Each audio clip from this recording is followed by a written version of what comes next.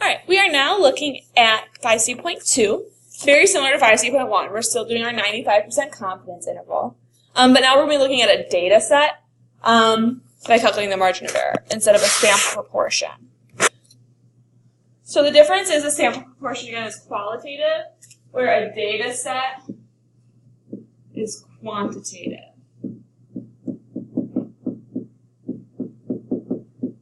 So I could ask how tall you were, and then I would get lots of different heights. They would all be numbers, right? So quantitative, a quantity of something, right? It's numbers. So margin of error still has the same definition, so I'm not going to go over that again, right? It's right, simply your difference between what you'd expect and what actually happens. And this should say from a data set, not from a sample proportion. That's what we did last time. So the margin of error from a data set is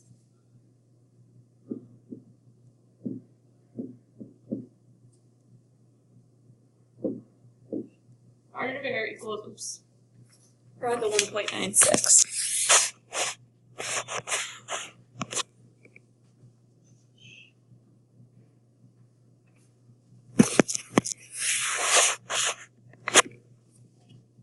Margin of error equals 1.96 times S over square root N. Okay. Where S equals your standard deviation and N equals your sample size.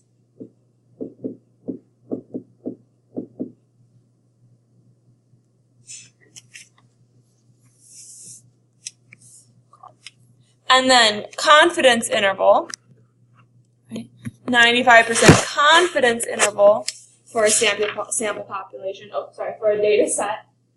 Confidence interval is still the same, right? Definition, so don't worry about that. But confidence interval for data set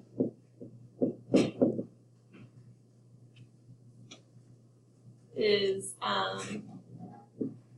X bar minus less than or equal to X bar,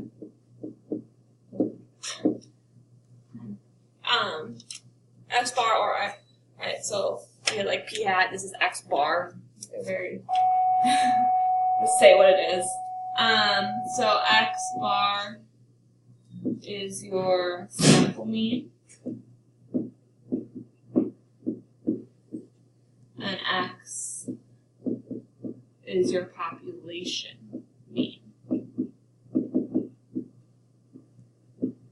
Okay. So the biggest difference between proportions and data sets is proportion, right? We find a percentage of people that are doing something, where data sets use means and standard deviations. So looking at example 1, the mean of the set of data is 53. Alright, the standard deviation is 13 and the sample size is 35. So we know this is the mean of the set of data. So this is our X bar, our standard deviation, which is S, and our sample size N. So what is the approximate margin of error? Our margin of error is, again, we're going to use 1.96. That really means 95%. It comes from a table. Like I said, if you go on to AP Stats, you'll learn more about where we get those numbers from. But again, we're always going to use 1.96. And then it's S over square root N. S in this case is 13 over square root 35. For sake of time, I'm just going to tell you what the number is. Right, we get 4.3 because we're running to the nearest tenth. Okay, but we're really just typing this in our calculator. What is the confidence interval for a 95% confidence level? So we have X bar minus your margin of error, less than or equal to X, less than or equal to X bar plus your margin of error. X bar is 53 minus 4.3 to 53 plus 4.3. Alright, so we don't know what X is. We don't know what our true sample or our true population mean is. So then we subtract 53 minus 4.3 is 48.7.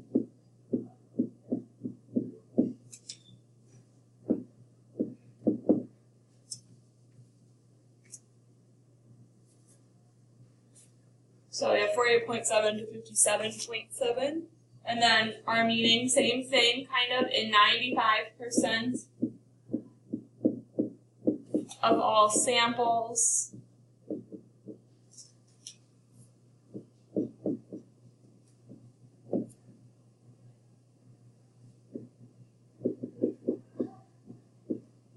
The mean will be between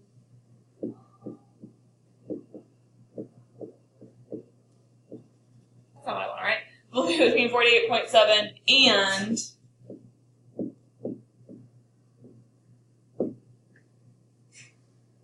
57.7. Period. So again, 95% of all samples, we always start with this. And this one, it's not talking about the percentage of people, it's talking about the mean. So the mean will be between 48.7 and 57.7. All right, let's look at the next page. You have just completed a study of TV viewing in your community. The mean viewing times for the TV watch yesterday is in the random sample was 164 minutes. The sample standard deviation was 85, and the sample size was 400.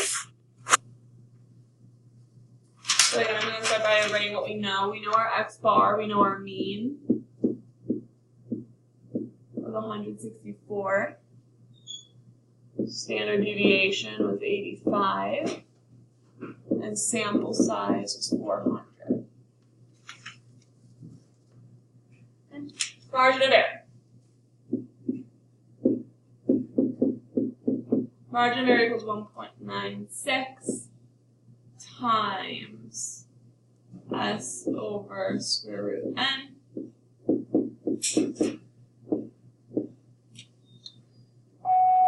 Uh, 1.96 over 85 times 85 over square root 400. Which equals, when I type that in my calculator, I get a rounding to the nearest tenth, and we get 8.3. That's me. That's me. Okay. What is the confidence interval? So if X bar minus, hey, come on in.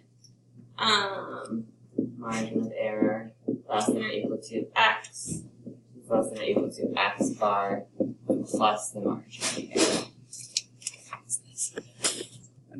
So then we know our X bar is 164 minus 8.3 less than or equal to X, which is less than or equal to 64 plus 8.3, right? So this process is very much similar to what we did in the last section. And that gets us to 155.7 less than or equal to X, or equal to 172.3. I believe if I did that addition and subtraction, correct? And again, for our explanation, in 95% of samples, right, here we want to make sure we don't just want to say the mean will be, we want to make sure we have what this actual question is about. So, customers, no, this is TV watching. Thinking of the next question.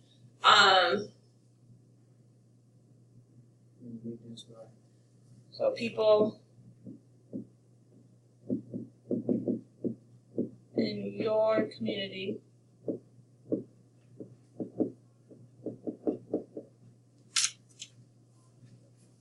will have a mean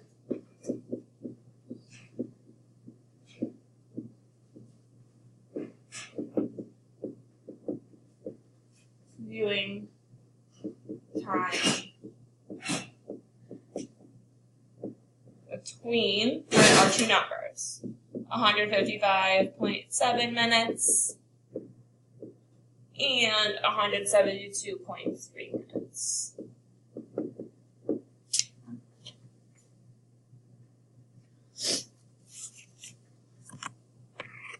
Okay, so that's it for that one. All right, so one other different type of question you might see is instead of giving you the mean and the standard deviation, it might just give you a data set, and you'll have to find the mean and the standard deviation So a grocery store manager wanted to determine the wait times for customers in the express lines. The time for customers chosen at random. So the first thing we want to do is find the mean and the standard deviation of the sample. So we do this by using our graphing calculator. So it has to be a graphing calculator. I will show you the steps for in class. If you have the same calculator, great. If you have like a TI-84, it's different steps. When you come to class, I'll be happy to show you those steps if you'd like to use your own calculator. Otherwise, just feel free to use the ones in class. So the first thing we're going to do is we'll always open a new document. Whenever you open a new document, we don't save, because otherwise we just have a whole bunch of random things on our calculator that we don't need. And for this one, you're actually going to add lists, or like it's lists and spreadsheets.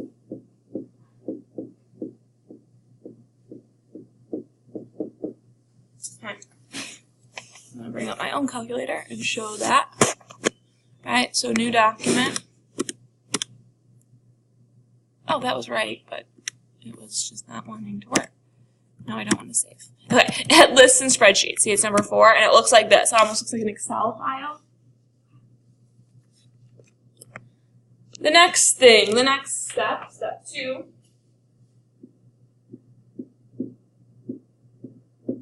label list X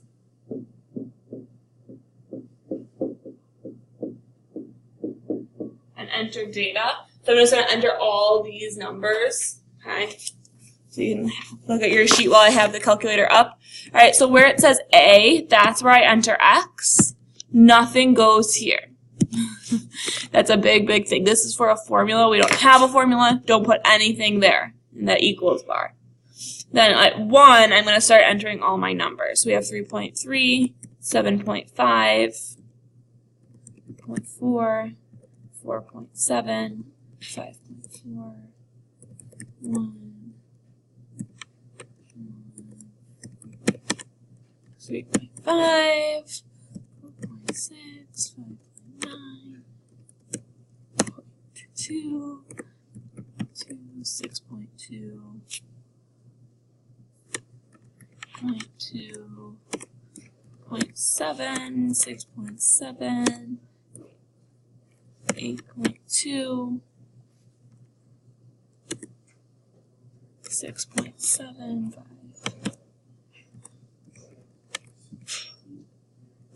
4.6, no, 6.5, 2.5, 7.3, 6, 8, 9.7, 8. Okay, so lots of numbers. So you're just really entering them in that list. The other thing students forget to do is they'll just stay on this if they type it in and then start to do the next thing. You have to hit enter on your last one. You can even see it switch, right? It's on the left side. As I hit enter, it like accepts it. So make sure you hit enter. Okay. So we've entered all our data. Then our third and really our last step for this is then you're going to go to menu for statistics. Then go to the first thing, which is calculations. And then the first thing again, we want one variable, statistics. We only have one variable here, right? We only have one list.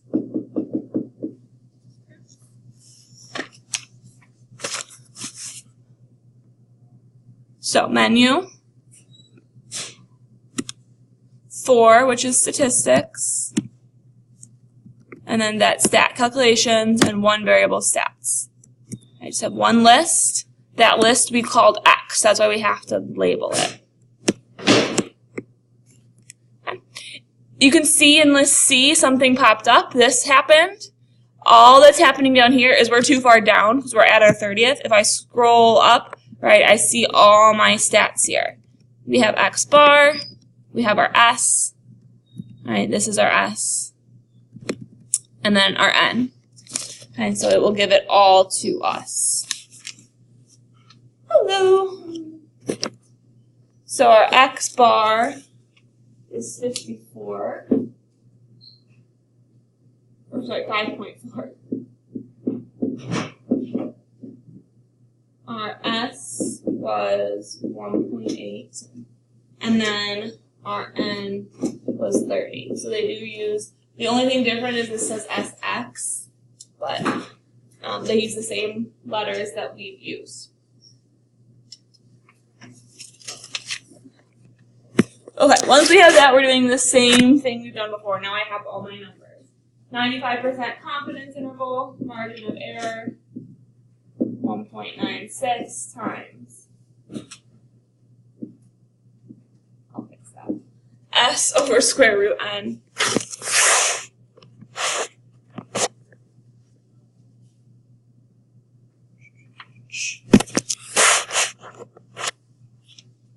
S over square root N, which is 1.96 times our S is 1.8 over the square root of 30.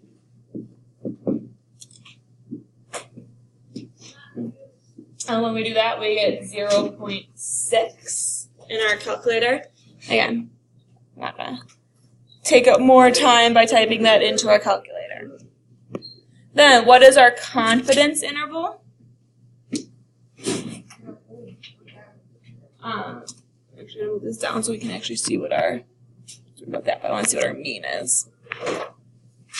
Right? So it's X bar minus your margin of error,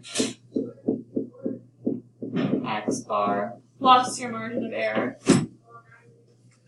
5.4 minus 0.6, plus 0.6. So you get 4.8 less than or equal to X, which is less than or equal to 6. What is your meaning? In 95% of all samples. Right, same kind of start there. Here we're talking about wait time, so the mean wait time.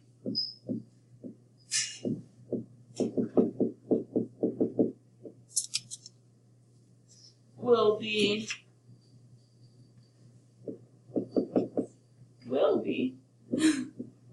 between 4.8 minutes and 6 minutes.